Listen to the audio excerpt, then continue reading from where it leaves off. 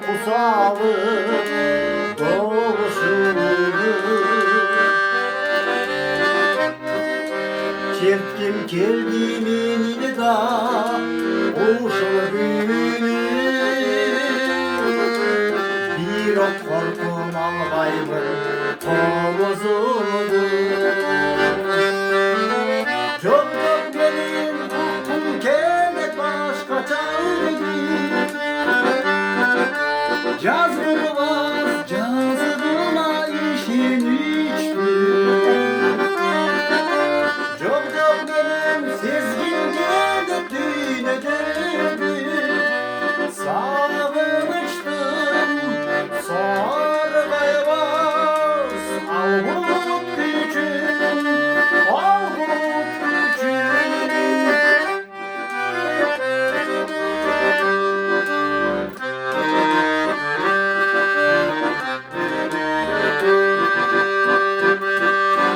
Koştur elim kandı adına albay. Yüzsüz dilsiz kızıma tek çürüdüm. Kimsin de gibi danış gümbürtündü. Sarılıştan kusadan alsıran. Çok benim çektim gene başka çaydı. Cazgırmaz cazgırma işin içtir.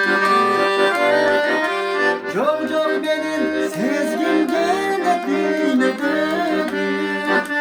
Sarılmıştım sargaymaz avut gücüm, avut gücüm, avut